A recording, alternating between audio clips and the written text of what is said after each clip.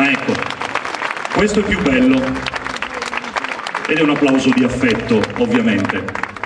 Io ho detto che una manifestazione, l'ho detto ieri, una manifestazione che arriva alla quinta edizione non è più una scommessa ma è una conferma. Si possono fare i bilanci a metà di questa trasmissione e a metà del decennio? Dunque, in questi 5 anni abbiamo cercato di portare di tutto, cercando di andare incontro ai gusti di tutti, dai gusti più speciali, più raffinati, a quelli invece di quelle persone che amano l'interpretazione più, come dire, ortodossa, più canonica del repertorio dell'andreiano. Quindi abbiamo privilegiato sicuramente la sperimentazione, abbiamo portato artisti che provenivano dall'Inghilterra, per esempio Kevin Dempsey in una edizione che è considerato uno dei guru della world music inglese, che ha cantato Vittima, per esempio, in genovese. Abbiamo portato i Coro de Berra, che sono un favoloso gruppo a cappella delle Alpi francesi, che hanno cantato qui su questo palco il repertorio di De André, appunto con una polivocalità a 5 voci. Abbiamo portato Yo-Yo Mundi, che è una combat band rock molto importante a livello nazionale. Abbiamo portato Remo Anzovino, che oggi è considerato uno dei più importanti pianisti contemporanei. Abbiamo portato la PFM, credo che per un direttore artistico di una piccola manifestazione, un piccolo festival, di un piccolo paese capoluogo, piccola capitale culturale della Gallura, credo che sia uno degli obiettivi più importanti. Troppo modesto, perché la manifestazione non è affatto piccola, ma è commisurato proprio alla grandezza di Fabrizio e alla semplicità del suo autore, ovviamente. Quindi è una manifestazione che assolutamente, lui chiaramente non può parlare bene di se stesso, ma noi lo possiamo fare. Insomma, in questi prossimi 5 anni che vedremo, Sandro? Perché stai dando fondo al meglio, perché in effetti sei andato a pescare sodalizi all'esterno, sei andato oltre Alpe a cercare delle sonorità particolari.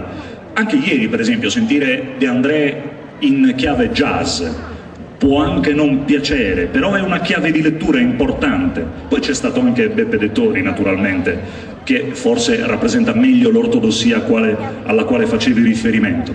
Però insomma è giusto che un festival offra anche delle chiavi di lettura nettamente differenti da quelle che sono le canoniche aspettative di una piazza. Io non ho mai pensato di portare esclusivamente le cover band. Ovviamente sono importanti e credo che quelle che noi proponiamo oggi e domani, ma specialmente questa di stasera, sia una delle band che girano in Italia, che sono fra le più titolate, sono la più titolata ad eseguire il repertorio andreiano.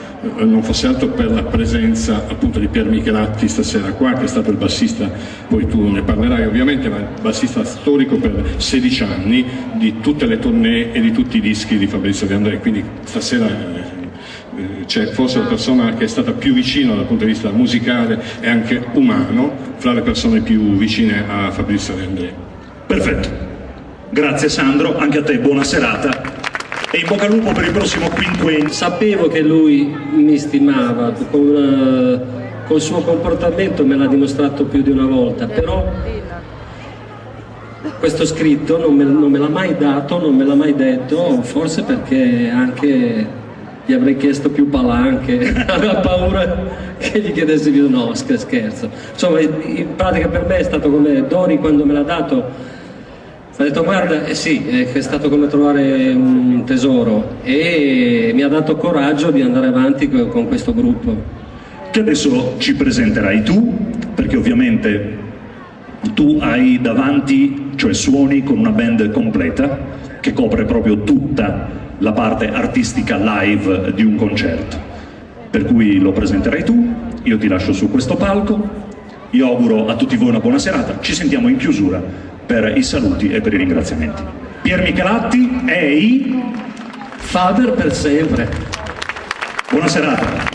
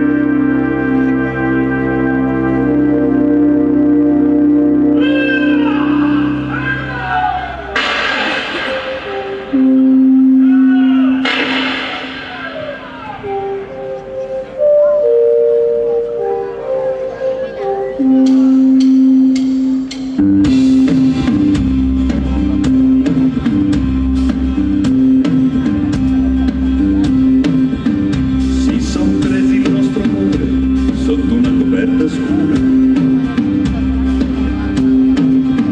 sotto una luna morta piccola, dormivamo senza paura. Fu un generale di 20 anni, occhi turchini e giacca uguale. Fu un generale di 20 anni, figlio di un temporale. C'è un dollaro d'argento sul fondo del St. Creek. I nostri guerrieri troppo lontani sulla pista del bisonte. E quella musica distante diventò sempre più forte. Chiusi gli occhi per 3 volte, mi ritrovai ancora lì. Chiesi a mio nonno: è solo un sogno? Mio nonno disse sì.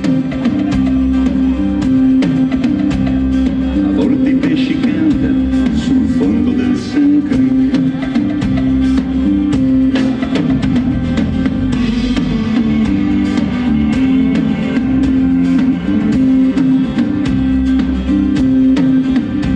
Sognai talmente forte che mi uscì il sangue dal naso. Il lampo in un orecchio e nell'altro il paradiso. Le lacrime più piccole, le lacrime più grosse. Quando l'albero della neve fiorì di stelle rosse. Ora i bambini dormono sul fondo del sole.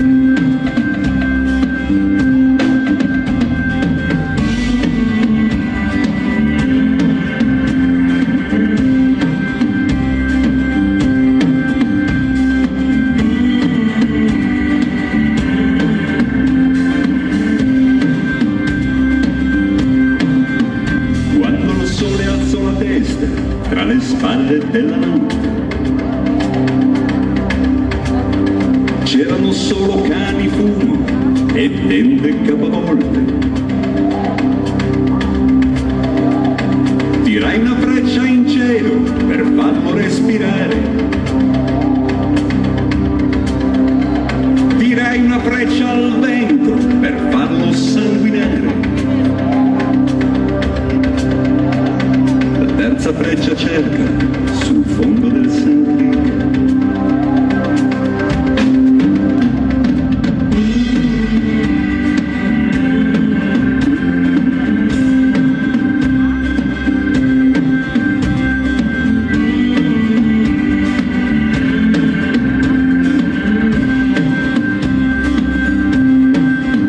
Si son presi il nostro cuore sotto una coperta scura, sotto una luna morta piccola, dormivamo senza paura.